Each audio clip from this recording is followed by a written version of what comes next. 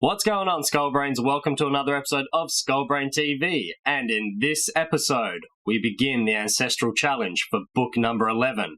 But first, let's go over the challenge for book number 10. Before we begin, I just want to say that this issue, I love the illustrations. They're just so colorful and vibrant. It's definitely one of my most favorite books to look at. So how did you go with the challenge? Were you able to find Shumi and Shubi? They were hidden here on the inner cover where the prophecy is. They really love hiding in this inner cover. Now, how did you go finding the elements and the letters of the spell that would turn Richard and his friends back into their original forms? They were all here on page 157, and the S there was a little bit on page 156. And how did you go with the Monsters and Magic challenge? If you guessed that Zabella was based on Morgan Le Fay, you are correct. Okay, let's get into the challenge for book number 11. We're going to be looking for Shumi and Shubi. Hopefully they're not on the inner cover. We're also going to be looking for one piece of the Evil One's mask. And as for Morbane's Monsters and Magic challenge, see if you can guess who the villain of the next book is based on. Starting with the Grey Claw. And he is from Scotland. On confronting a ghostly spirit.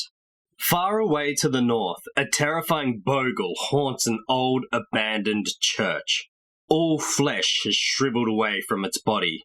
Parchment-dry skin and hard tendons are stretched taut over its grey bones. Feverish eyes shine out of the deep, dark sockets, and its left hand ends in a long, grey claw. A tailor once took a bet that one night he would make a pair of trousers as he waited for the spirit, and would not leave until the sewing was finished. After sundown, the man walked to the church. He went in, sat by an old carved tomb, and started sewing. After a while, an awful smell filled the air. The tomb opened and the bogle's head appeared. The tailor kept on sewing. The bogle's scrawny arms clutched the sides of the tombstone. The tailor kept on sewing. The bogle's thin body appeared, and immense legs stepped over the side of the tomb. The tailor secured the last stitch in the trousers and looked up. The long grey claw was almost upon him, with the bogle close behind. The tailor ran out of the church to a brook in the graveyard and jumped in. The bogle stopped and gave a howl of powerless rage. Such spirits cannot cross water, and through courage and cunning, the tailor had won his bet. Next up, we have Dragon's Teeth, and they are from ancient Greece. On fighting magic with magic. He who would confront a magic army needs some magic of his own. How else would one, however bold, fight against living skeletons? Their bones creak and crackle, and their faces are stripped of all flesh, but no mortal can overcome them unaided. Long ago, a king versed in the black arts called up such a deathly force to prevent the great hero Jason from winning a fleece made of gold.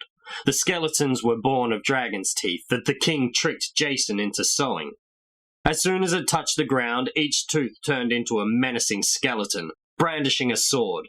Soon the skeletal warriors were winning. Luckily, the king's own daughter, the sorceress Medea, had taught Jason how to defeat her father's magic. Jason threw a small, smooth stone into the midst of the surging army.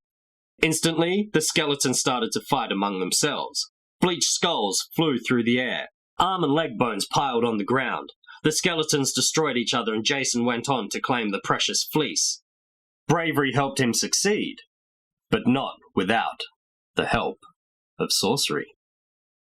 And finally, we have one more card, and this one is based on zombies, and they originate from Haiti. On the plight of the living dead. Some people walk the earth that are not dead, yet not alive. Powerful magic has brought these unhappy creatures back from death, yet they do not belong to the world of the living. They are zombies, sad slaves to a heartless master. Their lifelessness marks zombies out. They move, but their backs are bent, and they shuffle along slowly. They speak, but their words mean nothing. They have no will of their own, so zombies can be set to labor at exhausting tasks in harsh conditions. It is said that zombie masters rob their victims of their souls by swapping them with those of lizards or certain butterflies. They also use a magic powder and a spell, or give their victims poison. The zombie masters' secret recipes use noxious weeds known only by practitioners of the black arts. The great fear that preys upon zombie masters is that their slaves might regain their freedom. This can be achieved if the zombies are given salt. As the zombies' souls return, the victims feel great despair and set out to exact terrible revenge on the sorcerer that was their master. Then they try to make their way back to their graves, there to find the rest of which they were so unjustly robbed. And that is the Monsters and Magic challenge for the next episode. So as you're watching, see if you can guess who the villain is based on. In the pinned comment below, you'll find a link where you can download the cards that I've just read out to you, as well as a link where you can download a folder which you can cut out and put together and keep the cards in.